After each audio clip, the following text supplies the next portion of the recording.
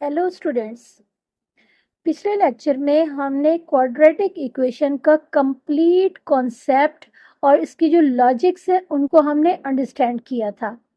अब हम ये देखेंगे कि एक क्वाड्रेटिक इक्वेशन को हम कैसे सॉल्व कर सकते हैं, यानी क्वाड्रेटिक इक्वेशन को सॉल्व करने के मेथड कौन कौन से हैं और इन मेथड्स को हम कैसे अप्लाई करेंगे। तो क्वाड्रेटिक इक्वेशन को सॉल्व करने के 3 मेथड हैं: factorisation method, completing square method, application of quadratic formula। ये 3 मेथड हैं जिनको अप्लाई करके हम इजीली एक क्वाड्रेटिक इक्वेशन को सॉल्व कर सकते हैं। आज के लेक्चर में हम फैक्टराइजेशन मेथड अप्लाई करेंगे और फर्स्ट एक्सरसाइज को हम सॉल्व करेंगे। फैक्टराइजेशन मेथड अप्लाई करने से पहले ज़रूरी है कि हम मिड टर्म को ब्रेक करना सीख लें। हमें पता है कि एक क्वाड्रेटिक इक्वेशन में 3 टर्म्स होती हैं। फर्स्ट टर्म जिसमें एक्स स्क्वायर इन्वॉल्व होता है, सेकंड टर्म जिसमें एक्स मौजूद होता है और थर्ड टर्म जो कि कांस्टेंट है।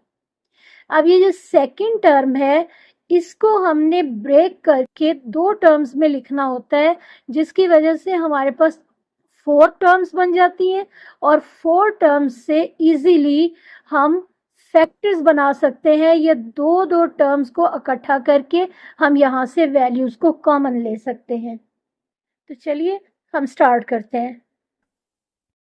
हमारे पास एक क्वाड्रेटिक इक्वेशन गिवन है जिसको हम सॉल्व करके इसमें से हम मिड टर्म को ब्रेक करेंगे। 4x² minus 15x plus 9 equal 0। ये क्वेश्चन है, क्वाड्रेटिक इक्वेशन है, स्टैंडर्ड फॉर्म में दी हुई है। हमने इसको सॉल्व करना है और हमने मिड टर्म को ब्रेक करना है। अब हमें ये पता है कि क्वाड्रेटिक इक्वेशन की जो स्टैंडर्ड फॉर्म है उसके अकॉर्डिंग हमारे पास ये जो फर्स्ट वैल्यू है ये a की वैल्यू है। क्वाड्रेटिक इक्वेशन की जो स्टैंडर्ड फॉर्म है वो होती है ax² plus bx plus c equal 0। अब इस स्टैंडर्ड फॉर्म में x² के साथ जो टर्म है वो a है। हमारे पास x² के साथ जो टर्म दी हुई है वो 4 है, तो ये 4 a को रिप्रेजेंट कर रहा है। x के साथ b है और यहाँ पे x के साथ हमें वैल्यू गिवन है -15। ये बहुत इंपॉर्टेंट वैल्यू है। अब हमने ये लास्ट टर्म देखी, ये c है और हमारे पास c की वैल्यू यहाँ पे 9 गिवन है।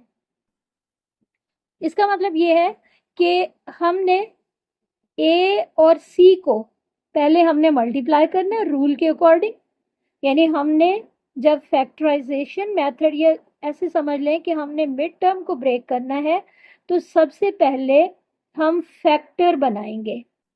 फैक्टर बनाने के लिए हमने सबसे पहले a और c को मल्टीप्लाई करना है। a की वैल्यू हमारे पास है 4 और c की वैल्यू है 9। इसको जब हम मल्टीप्लाई करेंगे तो हमारे पास आंसर होगा 36। तो हमारे पास ये जो डिजिट है 36 ये बहुत ही इम्पोर्टेंट है, क्योंकि इसी के हमने आगे फैक्टर बनाने और देखना है कि हमारा इस क्वेश्चन के हवाले से सूटेबल फैक्टर कौन सा है। इसके लिए हम ये फैक्टर लिखेंगे। फर्स्ट वैल्यू है 1 multiplying by 36, 2 multiplying by 18, 4 multiplying by 9, 3 multiplying by 12, 6 multiplying by 6। तो हमारे पास इस वक्त ये काफ़ी सारी चॉइसेस हैं। हम ये वाला पेयर भी ले सकते हैं, ये सेकंड पेयर भी ले सकते हैं, थर्ड भी ले सकते हैं, फोर्थ ले सकते हैं और फिफ्थ ले सकते हैं। इसमें से अब हमने चूज करना है कि हमारे पास सूटेबल पेयर कौन सा है। सूटेबल पेयर वो होगा जिसको हम प्लस करें, यानी उस पेयर में मौजूद दोनों डिजिट्स को जब हम प्लस करें या माइनस करें तो हमारे पास ये बी की वैल्यू बननी चाहिए। अब अगर हम 36 और 1 को प्लस करते हैं तो आंसर 37 आएगा, जो कि हमारी रिक्वायरमेंट नहीं है। अगर हम इसको माइनस करते हैं तो 35 आएगा, जो कि हमारी रिक्वायरमेंट नहीं है। अगर हम 18 और 2 के साथ यही प्रोसेस करें, प्लस करेंगे 20, माइनस करेंगे तो 16, तो ये भी हमें रिक्वायर्ड नहीं है। तो ये दोनों जो वैल्यूज है ये हमारी रिक्वायरमेंट नहीं है।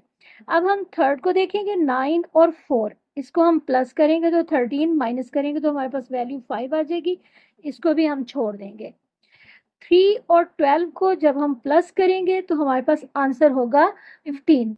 इसका मतलब है कि ये हमारे पास एक सूटेबल पेयर है, सूटेबल वैल्यू है।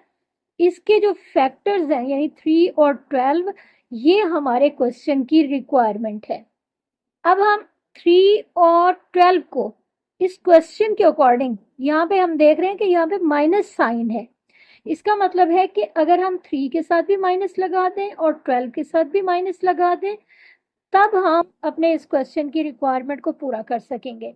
यानी हम 4x² minus 3x minus 12x plus 9 equal 0, ये हम लिख सकते हैं। क्योंकि अब हम देख रहे हैं कि मिड टर्म यानी -15, इसको हमने लिख दिया -3 माइनस 12, यानी -12x माइनस 3x, इसको प्लस करेंगे तो हमारे पास वही -15x आ जाएगा। तो ये हमारा सूटेबल पेयर है और इसके साथ हमने दोनों वैल्यूज के साथ माइनस लगाया, क्योंकि हमें पता है कि दो वैल्यूज अगर माइनस वाली है वो प्लस होंगी तो इनके साथ जो साइन है वो फिर भी माइनस का आएगा। तो हमने यहाँ पे ये वैल्यू लिख दी। अब हम बहुत आसानी से इन दो वैल्यूज में से कॉमन ले सकते हैं और ये वाली दो वैल्यूज इनसे भी हम कॉमन ले सकते हैं। तो इन दोनों टर्म्स में हमारे पास x कॉमन है, इसको बाहर निकालेंगे। फर्स्ट टर्म में आएगा 4x और सेकंड टर्म में 3 आ जाएगा। बिल्कुल इसी तरह इन दोनों में से हमने 3 कॉमन ले लिया। अब फर्स्ट टर्म में आएगा 4x। अब क्योंकि हमने माइनस भी बाहर कॉमन ले लिया तो यहाँ पे ये जो प्लस साइन है ये माइनस में चेंज हो जाएगा, तो हम यहाँ पे लिखेंगे माइनस और इधर हम लिखेंगे 3 और इक्वल साइन और इक्वल के दूसरी तरफ 0 है। अब हमारे पास ये फर्स्ट टर्म, इसमें 4x माइनस 3 ये कॉमन है, इसको हमने बाहर निकाला और हमारे पास x माइनस 3 ये हमारे पास सेकंड वैल्यू आ जाएगी। अब एक वैल्यू हमारे पास बन गई 4x माइनस 3 और दूसरी वैल्यू हमारे पास आ गई है x माइनस 3। अब इनको हम बारी बारी 0 के बराबर पुट करके 4x माइनस 3 इक्वल 0 और x माइनस 3 इक्वल 0, इसको हम यहाँ से x की वैल्यू फाइंड कर सकते हैं। क्योंकि ये प्रोडक्ट 0 के इक्वल है, इसका मतलब है कि ये दोनों वैल्यूज इंडिविजुअली इनको हम 0 के बराबर रखेंगे।